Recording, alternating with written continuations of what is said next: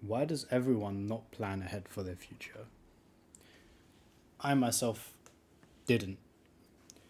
In my early teens, the only far fetched idea in my head was university, family, and a job, and a dog as well.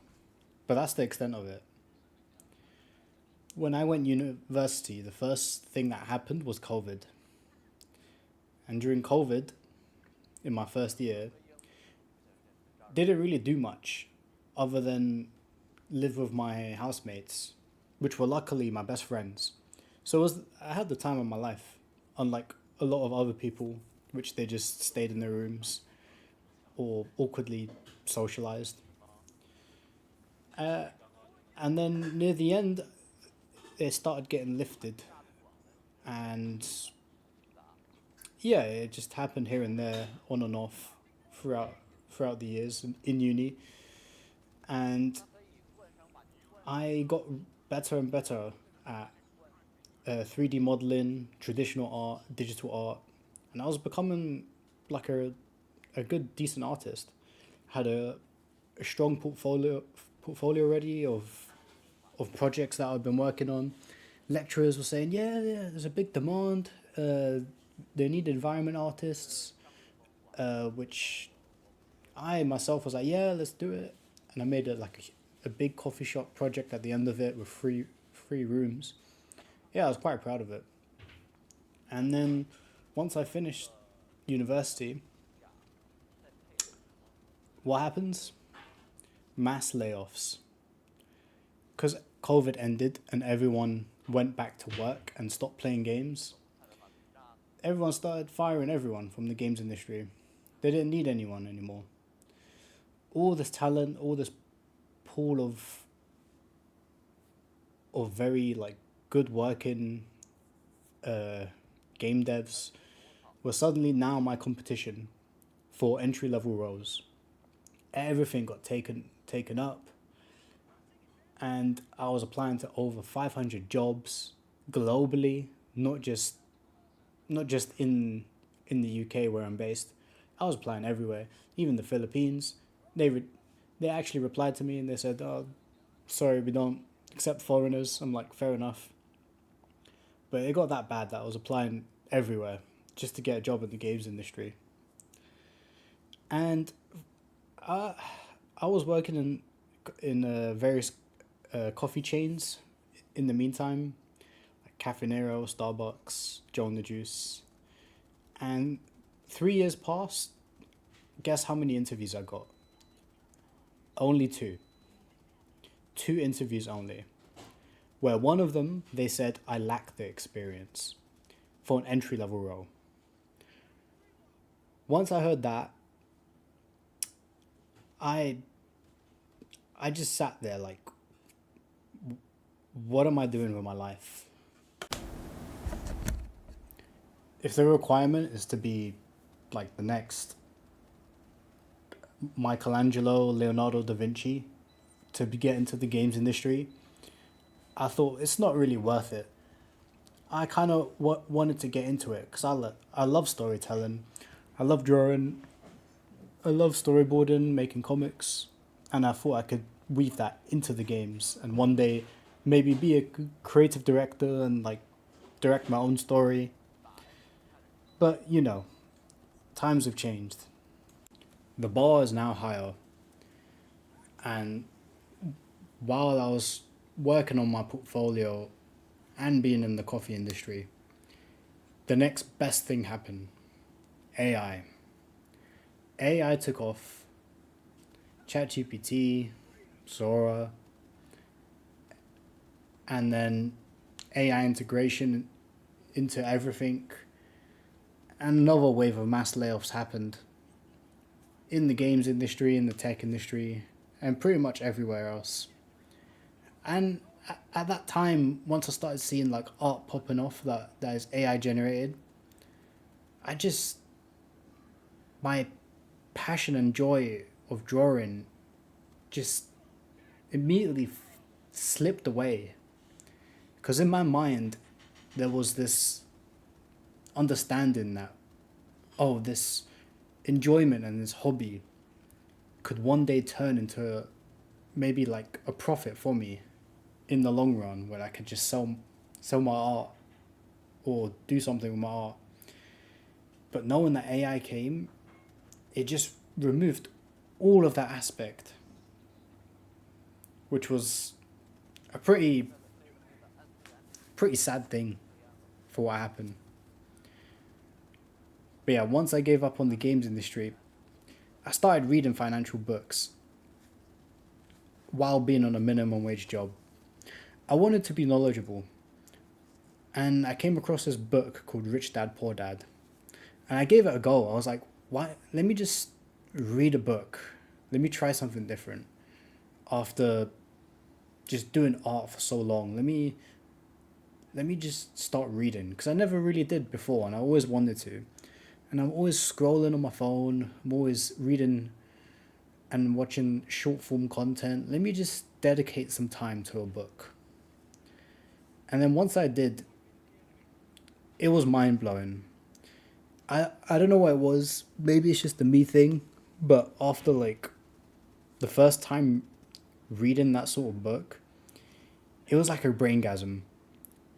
It felt like I was learning something true, something that I could apply in real life.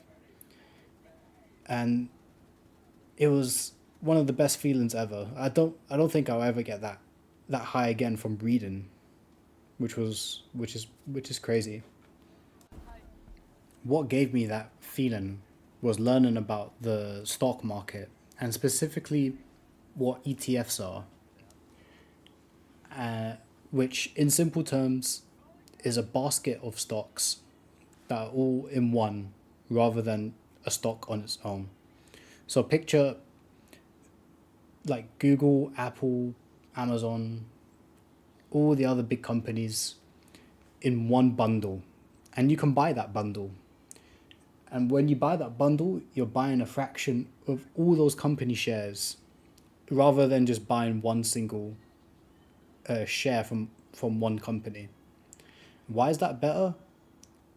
Because it's a lot more stable in the long run. There's an index fund called the S&P 500, which is America's top 500 companies. And this is an index fund which you can buy. So imagine you buy into this index fund. You're basically buying into the US economy. And buying into the US economy sounds safe, right? Well, with evidence, its proven track record of returns from 7 to 10% a year. 7 to 10% a year. When I read that, I thought to myself immediately, huh, my savings account is about 3% or less than 3%, which changes and lowers nearer to the tax year, funny enough, whenever I look at my accounts. This whole time I've just been saving. I never did anything else with my money.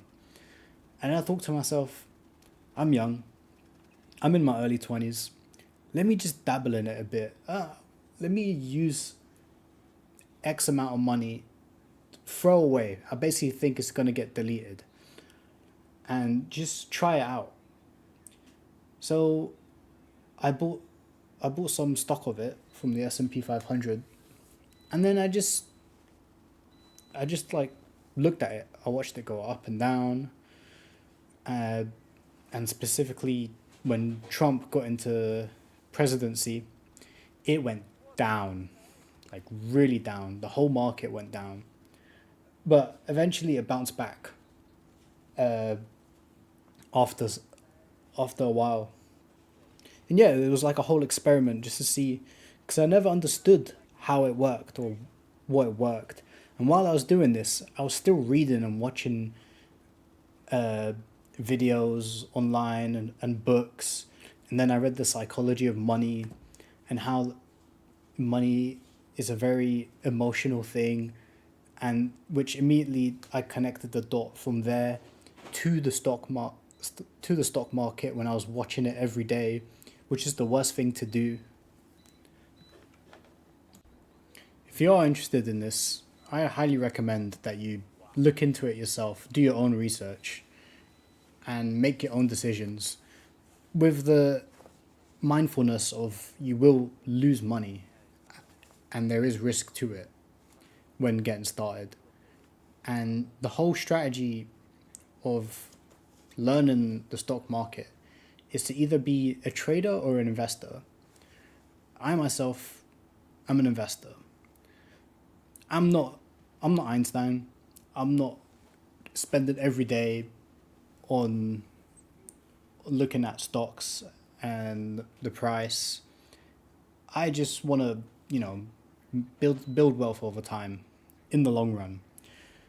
So I'm choosing to be an investor by buying low cost index funds that historically increase at a low percentage in the long run, which will compound and build wealth. So I'm choosing this because it's the risk is very low based on data, rather than just trading, which essentially is gambling. I don't have the time and frankly stress for that. I'm just putting whatever little I can, which was in the beginning about 10 quid, 20 quid every month, working minimum wage job, and to now moving in with my family. I can now safely put £200 a month, and I hope to increase that. What if I find a better job? But at the moment, I'm broke and happy, and I hope it stays that way with the happiness, and build some wealth in the meantime. This being my first video, I just wanted to make as a starter and just to see how it will go and what's to come for the future. And I think it's important just to think about the future. A lot of people don't.